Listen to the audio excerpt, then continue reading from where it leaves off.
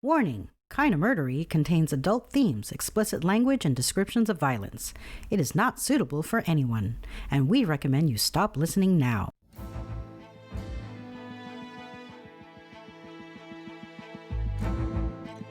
Hello everyone, and welcome to Kinda Murdery, a true crime podcast that's mostly about murder, and always about the strange and compelling stories that arise when the path less traveled twists to darkness, and those who walk its shadows surrender to violence and moral corruption. We have a perilous journey ahead, so thank you for lending me your courage and good company. Hello, and thanks for being here. I'm your host, Zevin Odelberg, and this is Kinda Murdery. Remember, if you've got a kinda murdery story to tell me, please do call 888-MURDERY. That's 888-687-3379. 888-MURDER, the letter Y. Beginning in 2001, a man from Madison, Illinois began buying 7 lottery tickets a week for a lottery that was then called the Little Lotto. He bought the 7 tickets so he'd have one for each day of the week. He always played the same numbers: 1, 6, 12, 14, and 25, a combination of his football and basketball jerseys and the numbers of his heroes. In 2009, he won a cool $50,000, and on June 7, 2016, he won $1 million. This man's name? Well, if you guessed Larry Lotto, you'd be wrong, but you've got the right idea. His name is Larry Gambles. That's right, he made $1,050,000 gambling, and his name is Larry Gambles. And if his was the only story you'd ever heard, you might think that letting your last name guide your life choices seems like a pretty good idea. After all, Larry Gambles gambled, and he won big. But slow your roll there, Maverick, because I'm about to tell you the story of Stephen Gore. Now, the MPAA, that's the Motion Picture Association of America, the folks responsible for rating our movies, defines gore as, quote, surpassing strong, bloody, and or sadistic, and or sexualized, and or stylized violence. In this case, that definition is spot on, and you're about to find out why. Also, while we're on the subject of definitions, ask yourself as you listen to this story, what is the definition of justice, and just what kind of absolute bizarro world do sentencing guidelines come from? I should mention that a 2017 Reuters article entitled "A Business Where Human Bodies Were Butchered, Packaged, and Sold" by John Schiffman, Reed Levison, and Brian Grow was particularly valuable in putting this episode together, and as always, my sources are in the show notes. And so, if you're ready, I suggest that you put your personal items underneath the seat in front of you. Stow your carry-on in the overhead compartment. Let go of the worries of the day. But be sure your seatbelt is fastened. There's turbulence expected ahead. Kinda Murdery's Stephen Gore and the Human Chop Shop starts now.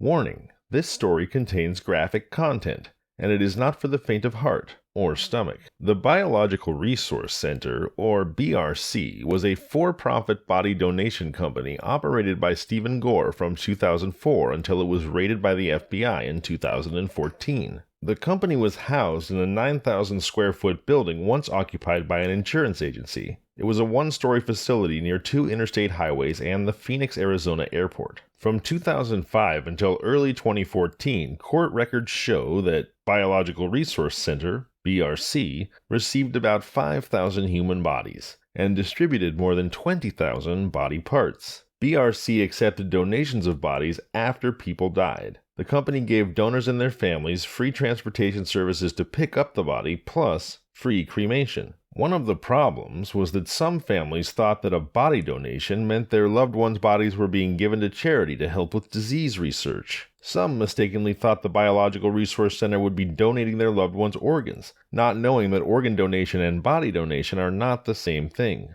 Loved ones were not aware that BRC dismembered and sold the parts to various middlemen for profit, and that is only the beginning. Again, I'll warn you, this story contains graphic content and is not for the faint of heart or stomach. Phoenix, Arizona. Sam Kazemi stood over the old man's corpse. Nearby lay pliers, a scalpel, and a motorized saw designed to cut drywall and pipe. On a busy day, Kazemi might harvest body parts from 5 or 6 people who donated their bodies to science. On this day, in November 2013, The corpse before Kazemi typified the donors who gave their remains to his employer, Biological Resource Center. The man was a retired factory worker with a 9th grade education. He lived with his wife in a mobile home in Mojave Valley, Arizona, and had died 6 days earlier, age 75. His name was Conrad Patrick. But after he died and his body was donated, Patrick became a commodity, known by the company's initials and a number, BRC 13112103.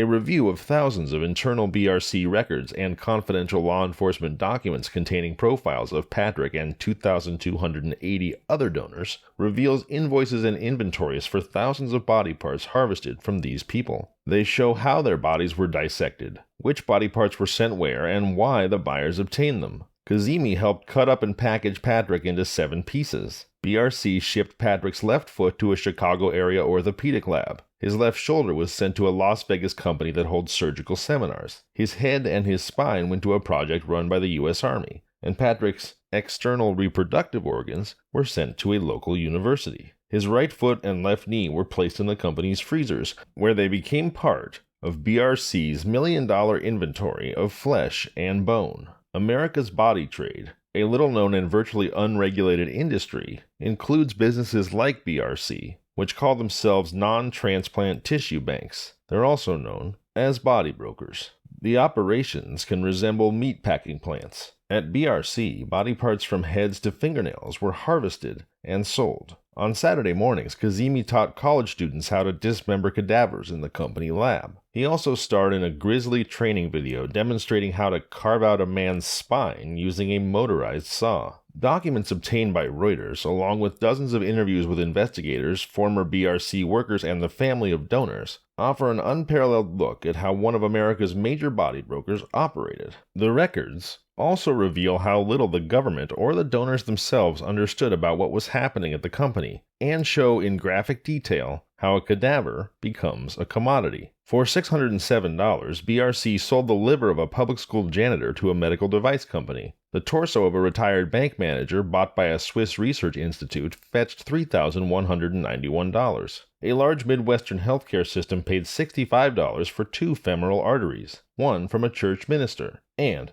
the lower legs of a union activist were purchased by a Minnesota product development company for $350 each. For raw material, which is an awful thing to call the body of a deceased loved one, the industry relies in large part on people too poor to afford a funeral, offering to cremate a portion of each donated body for free. The disadvantaged are very important to the business. The vast majority of BRC donors came from neighborhoods where the median household income fell below the state average. 4 out of 5 donors didn't graduate from college, about twice the ratio of the country as a whole. Before brokers accept a body, they typically present the donor or next of kin with a consent form. These agreements are often written in technical language that many donors and relatives say they find hard to understand. The documents give brokers the right to dismember the dead, then sell or rent body parts to medical researchers and educators, often for hundreds or thousands of dollars. At BRC, a whole body sold for $5,893, records show. Since 2004, when a federal health panel unsuccessfully called on the U.S. government to regulate the industry, more than 2,357 body parts obtained by brokers from at least 1,638 people have ended up misused,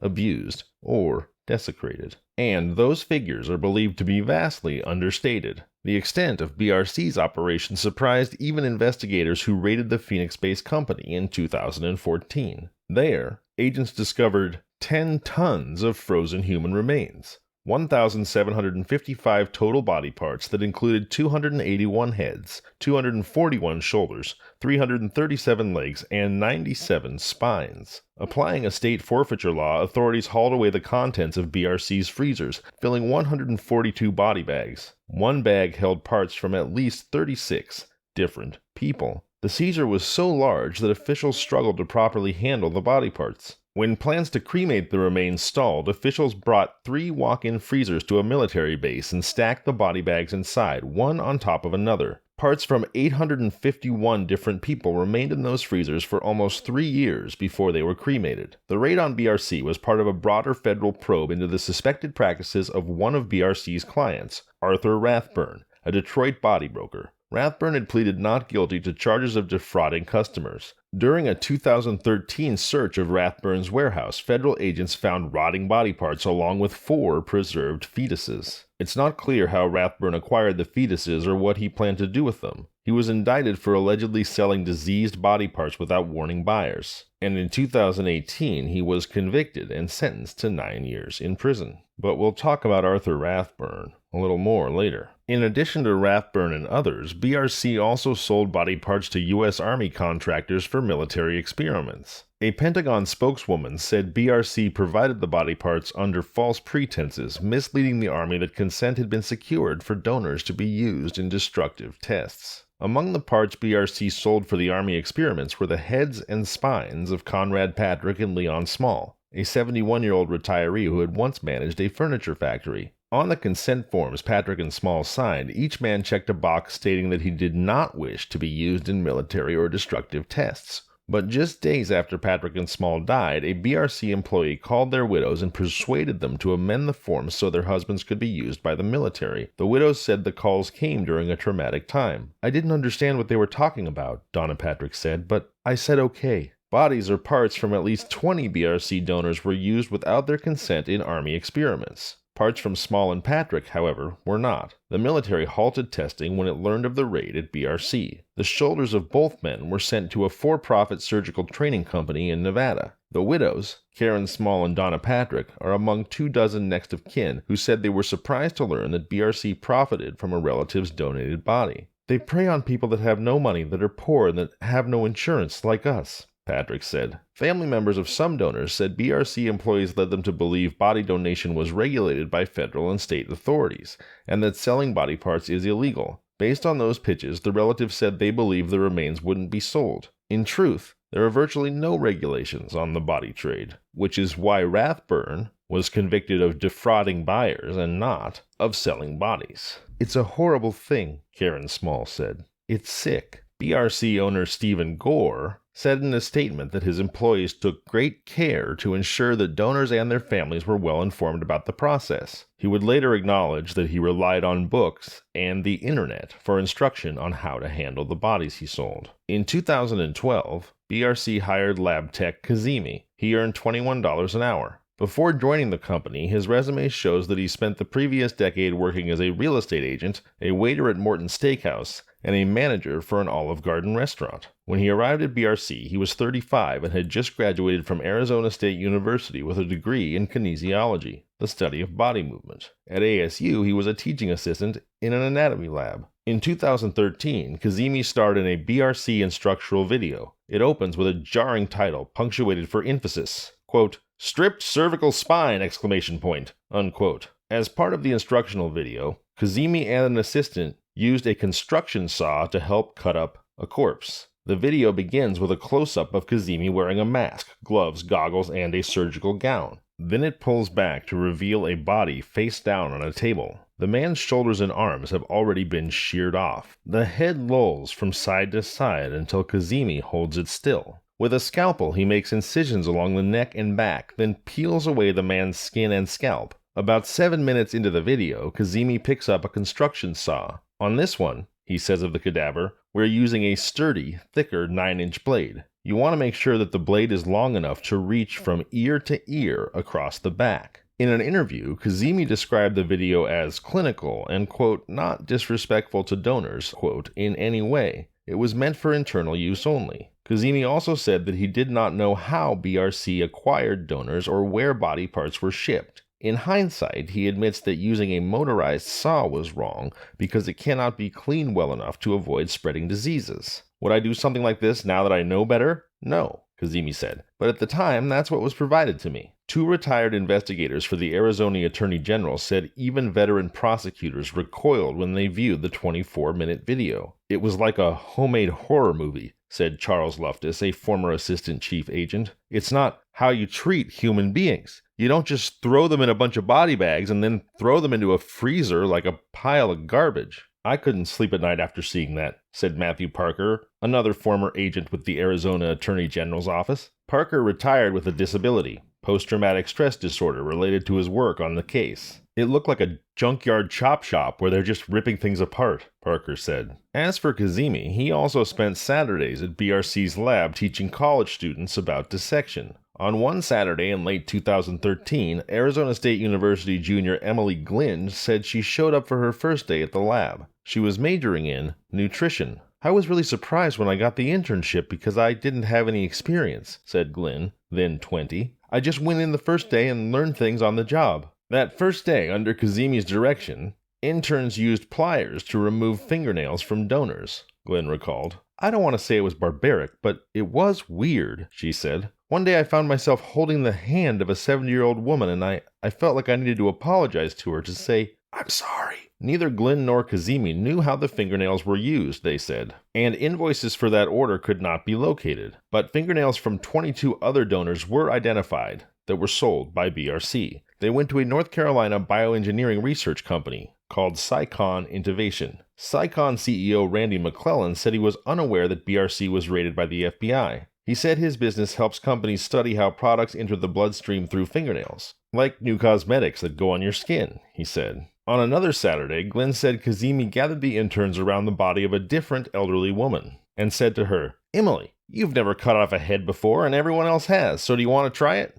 And I'm like, okay, Glynn recalled. As she held the reciprocating saw, Glynn said Kazemi steadied her grip. It wasn't a full-on chainsaw like you'd see in a horror movie, but it was a smaller version, Glynn said, and then I just went for it. I was expecting lots of blood, but there wasn't much to it. It came right off, she said of the woman's head. Kazemi said he doesn't remember helping an intern cut the head off or any other body parts. The Saturday sessions, he said, were more akin to lectures during which he showed interns various organs and other body parts. In her senior thesis, Glynn described her time at BRC differently. Glynn wrote that she, quote, sutured dismembered legs using an oversized needle and twine. I stripped subcutaneous fat from the vertebrae of a cervical spine, practiced performing cricothyrotomies, incisions to the throat, and decapitated an elderly woman with what looked and sounded like a chainsaw from Home Depot. Not once did I receive formal training or instruction. Wow, this story is honestly horrendous. I won't blame you if you want to bail. But if you're still with me,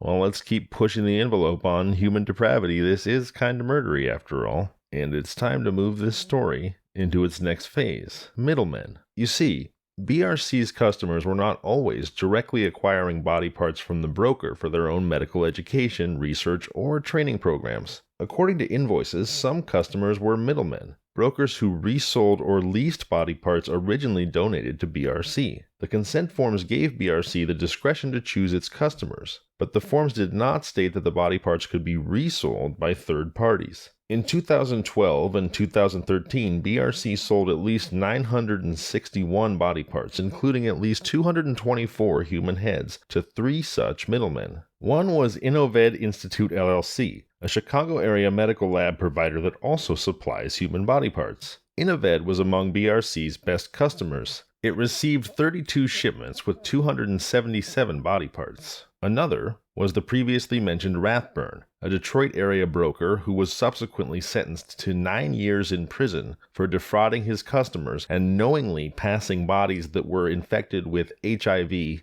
hepatitis, and other diseases. God, this is so dark.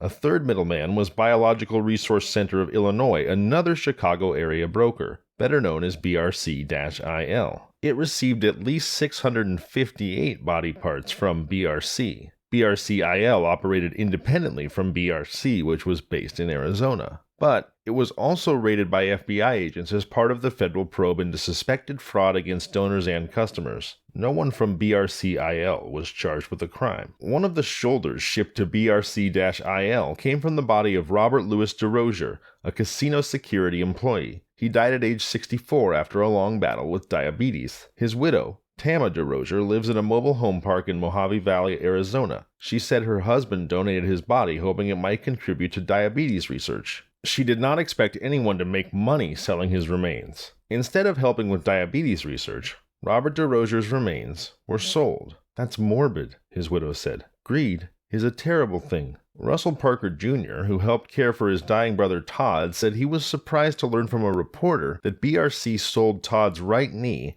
and offered to sell Todd's head. Friends had recommended BRC, he said. When the company returned his brother's ashes, everything seemed all on the up and up and very professional. Shame on BRC for showing such disrespect, Parker said. That's so wrong. It's like trafficking. It is. And to make matters even grosser, 31% of BRC's body donors were veterans. Whew. All right, guys. I can't really take any more of this story right now, but if you're as morbidly fascinated as I ultimately am, then please rejoin me on Sunday evening when you'll find out just what happened to BRC and its unscrupulous proprietor, the aptly named Mr. Stephen Gore. Now, before I say goodbye, I'd like to remind you, as I often do, about the 3-digit lifeline number 988 that you can call to receive immediate counseling for substance use, mental health, or suicidal thoughts. So if you find yourself in acute crisis, please do call 988. Program it into your phone now. Call 988 and get that help. But if you're not in acute crisis and you'd just like to connect with someone, please do feel free to reach out to me, kindofmurdery@gmail.com, @kindofmurdery on all social media, or you can call the Kinda Murdery hotline, 888-MURDERY. That's 888-687-3379, or 888-MURDER, the letter Y. Now, please do remember that I am not qualified to counsel you if you are facing an acute crisis. So please don't call the hotline for that reason. If you are in crisis, please do dial 988. But if you'd just like to connect with someone, you can email me, reach out on social media, or call the hotline. And also, please do remember that the real reason the hotline exists is so that you can call and share your Kinda Murdery stories with me, and I can share them with the community. But again, if you find yourself in crisis, do call 988. And importantly, please remember that you are loved, and the world is a better place with you in it. And I am here, I care, and I would love to connect with you. Also sending love and prayers to Jerry and Tracy Polly from Hillbilly Horror Stories. Jerry shared on his Facebook page that he is facing some health challenges right now,